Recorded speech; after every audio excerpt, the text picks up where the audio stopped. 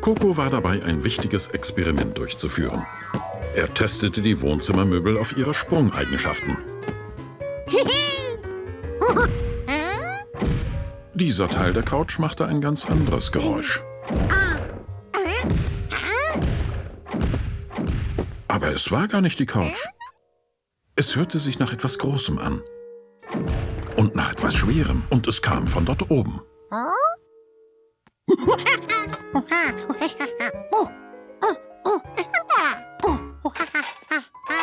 Du hast bestimmt den neuen Mieter über uns herumlaufen hören. Er ist vergangene Woche eingezogen. Aber was Coco gehört hatte, klang viel lauter als einfache Fußstapfen. Was tust du da?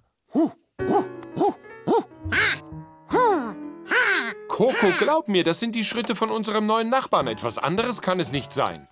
Und mit Sicherheit hat er kein wildes Tier da oben.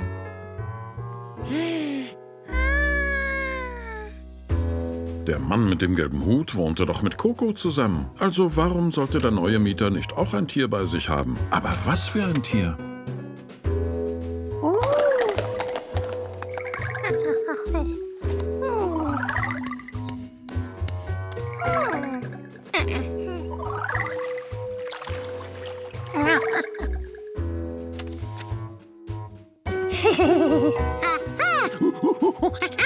Natürlich, der neue Nachbar hatte einen Elefanten.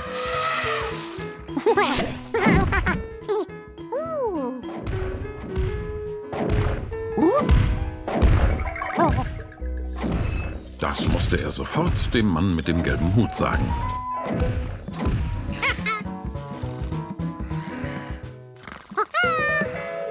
Oh, Coco? Du hast gerade von einem Elefanten geträumt?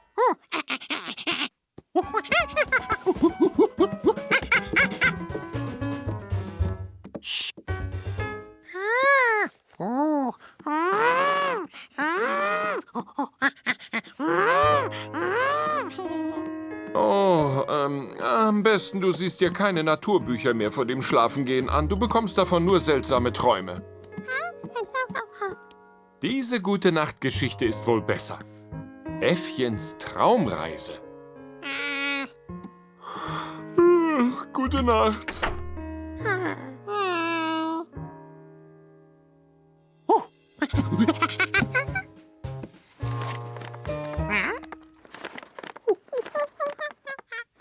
Dieses neue Geräusch kam bestimmt nicht von einem Elefanten, der einfach nur herumging.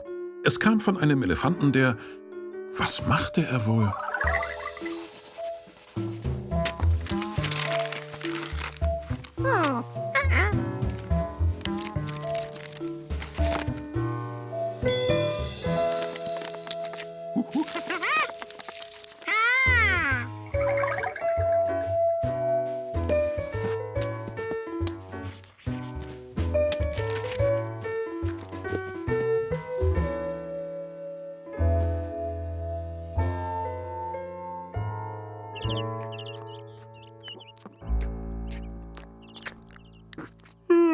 Ich habe letzte Nacht wirklich kein Auge zugetan.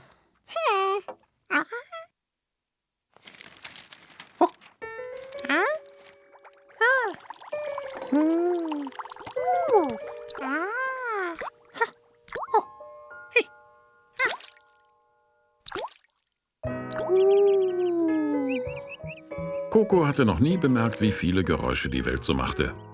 Er hatte noch nie so genau hingehört.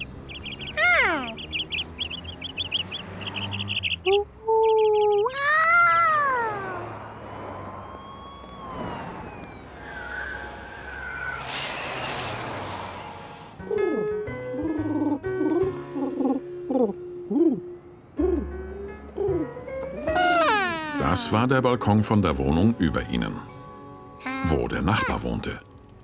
Mit seinem Elefanten.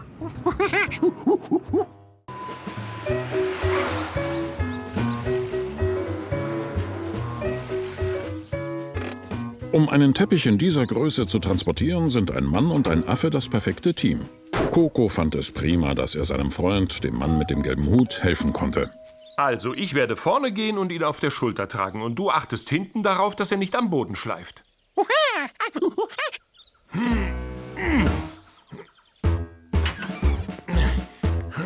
Achtung! Alles klar bei dir? Okay, ich lasse ihn jetzt runter. Puh, danke, Coco. Oh, das war wirklich eine kluge Entscheidung, mir endlich einen Teppich zu besorgen. Sah spannend aus, diese lange, dicke Rolle, wie ein Rohr.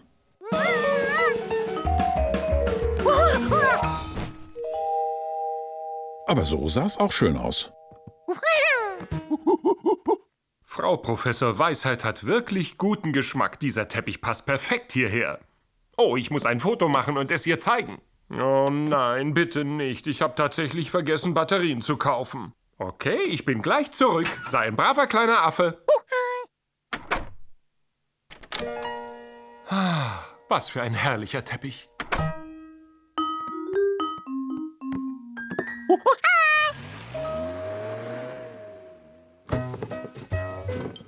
Vom Teppichschleppen kriegt ein Affe immer Durst auf Traubensaft. Viel Traubensaft. Dieses neue Wollding eignete sich garantiert, um die Füße zu kitzeln. Und bestimmt konnte man auch toll darauf hüpfen.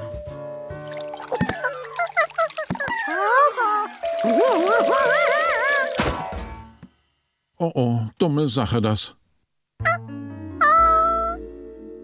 Coco musste den Saft da schnell wieder wegkriegen.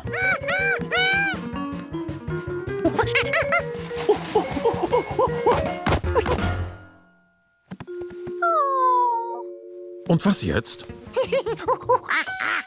Seife. Seife macht alles sauber. Und mehr Seife macht noch mehr sauber. Schaumbad ist für den guten Geruch.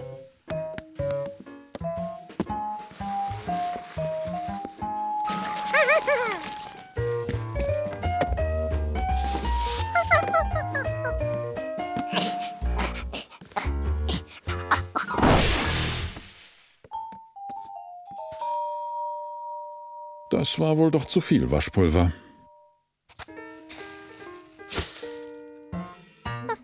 Okay, sehr gut. Aber irgendetwas fehlte. Wasser.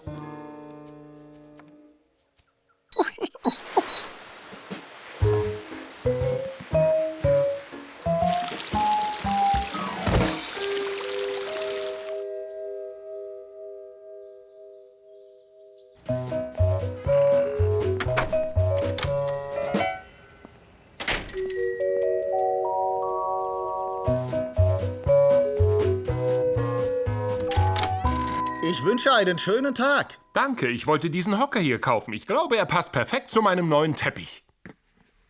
Warten Sie, diese Beine gefallen mir nicht. Ich habe da so eine Befürchtung mit meinem neuen Teppich. Sie könnten Fäden ziehen. Aber da kann man doch Abhilfe schaffen. Ich tausche einfach diese Füße gegen andere aus. Das wird funktionieren. Es dauert nur ein paar Minuten, wenn Sie bitte Platz nehmen wollen. Eine atemberaubende Vorstellung. Ein Foto von meinem neuen Teppich und dem Hocker. Hatte ich erwähnt, dass ich einen tollen neuen Teppich habe?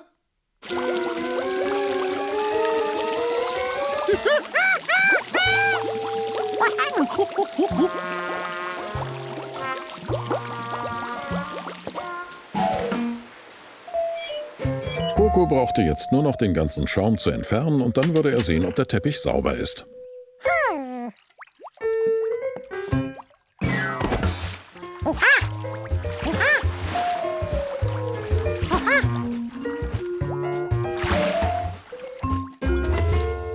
Wie gut, dass er das Glas Saft entdeckte. Das hätte eine schöne Schweinerei verursachen können. Zu gucken, wann der Mann mit dem gelben Hut nach Hause kam, war einfach. Wenn man so scharfe Augen wie Coco hatte. Denn kein anderer Mensch war so gelb.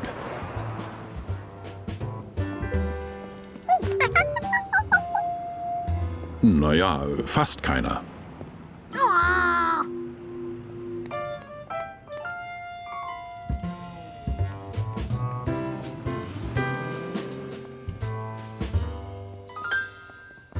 Coco freute sich immer, den Mann mit dem gelben Hut zu sehen. Aber ihn mit einem großen Geschenk zu sehen, war noch viel besser.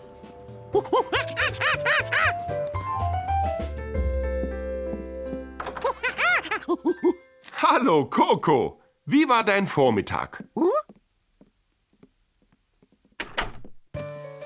Warst du ein braves kleines Äffchen? Fein, so muss es auch sein. Moment mal, Coco. Das Geschenk ist diesmal nicht für dich. Es ist für Frau Professor Weisheits Geburtstag. Du kannst sehen, was drin ist, wenn sie es aufmacht. Heute beim Abendessen, versprochen. Abendessen, das war noch eine Ewigkeit hin. Er konnte doch schon einen kleinen Blick riskieren. Wenn du unbedingt was auspacken willst, komm in die Küche. Hier, stell dir vor, die Schale dieser Orange wäre Geschenkpapier. Dann kannst du was auspacken und mir dabei helfen. Orangenschale fühlte sich gar nicht an wie Geschenkpapier.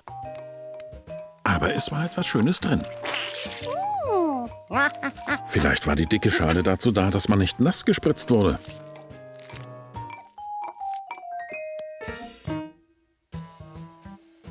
Die Zwiebelhaut fühlte sich schon mehr wie Geschenkpapier an. Aber es roch überhaupt nicht wie ein schönes Geschenk.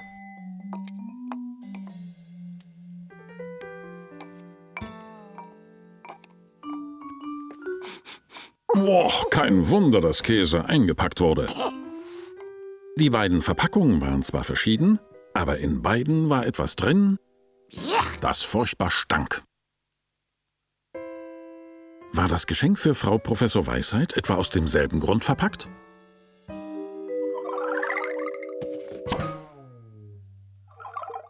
Coco, würdest du mir bitte einen Apfel schälen? Das war schon viel besser. Der Apfel duftete wunderbar.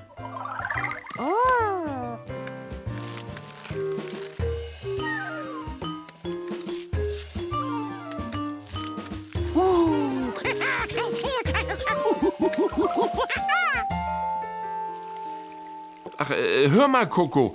Die anderen Früchte lässt du aber bitte so, wie sie sind. Das sind Frau Professor Weisheits Lieblingsfrüchte. Die habe ich extra für ihren Geburtstag gekauft.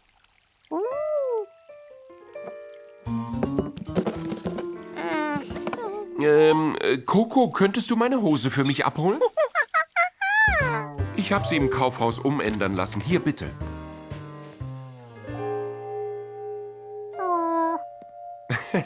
Keine Sorge, wir machen es nicht ohne dich auf.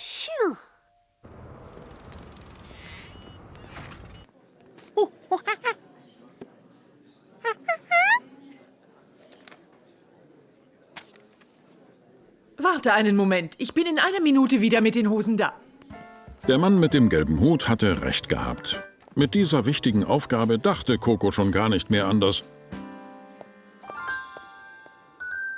Prächtige, herrliche, wunderschön eingepackte Geschenk.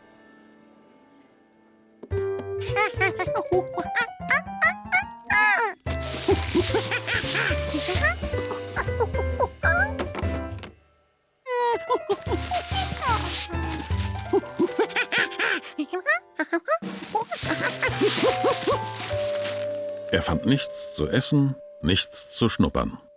Einfach gar nichts. Das Einzige, was Coco fand, war ein Rätsel. Warum sollte man leere Schachteln verpacken? Coco konnte nicht abwarten, bis die Sonne seine Zeitungen getrocknet hatte. Coco hatte doch Bill versprochen, alle Zeitungen auszuliefern. Wenn er das nicht schaffte, konnte Bill seinen Job verlieren. Vielleicht wusste der Mann mit dem gelben Hut, wo man trockene Zeitungen herbekam.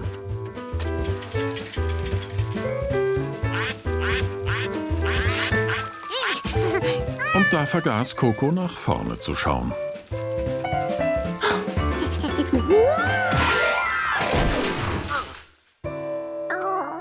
Glück, dass er seinen Helm aufhatte. Pech, dass das Fahrrad keinen hatte.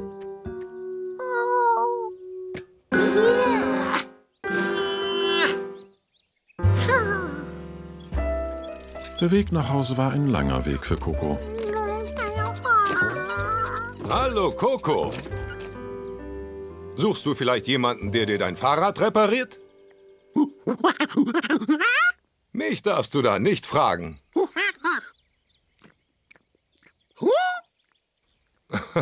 Aber nein, Clara kann das auch nicht. Komm mit.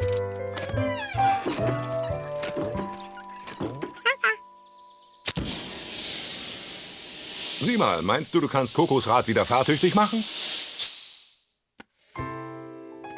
Ich weiß, dass ich es kann.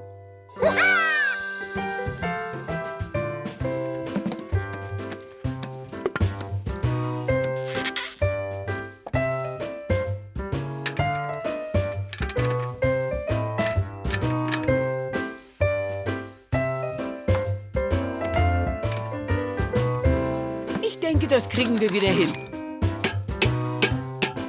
Alles schien prima zu laufen, aber Coco fand, dass er auch mithelfen sollte.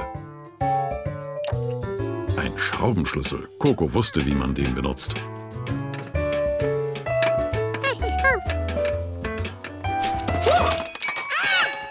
Das sieht gut aus. Als nächstes richten wir die Speichen.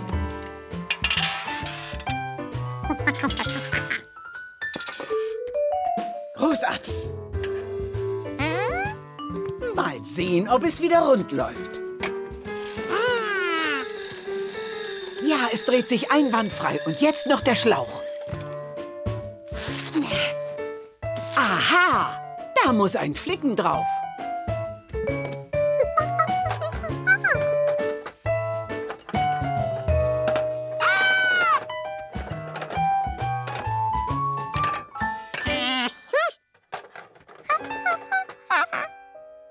Wo ist denn der Schraubenschlüssel?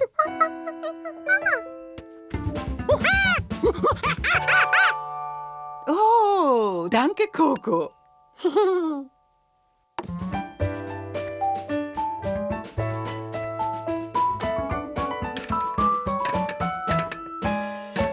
Nun brauchen wir nur noch ein bisschen Luft in den Reifen.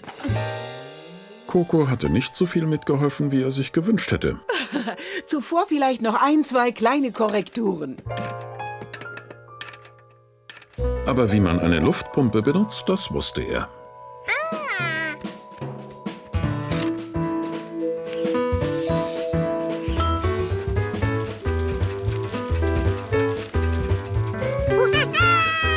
Oh, gern geschehen. Coco fuhr so schnell er konnte, um dem Mann mit dem gelben Hut von seinem Zeitungsproblem zu berichten. Coco, ich habe eine Überraschung für dich.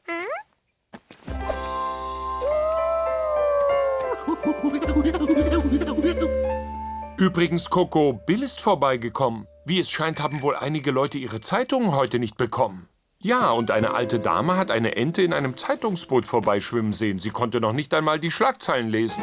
Da fiel Coco plötzlich ein, dass er dem Mann mit dem gelben Hut doch eigentlich von seinem Zeitungsproblem erzählen wollte.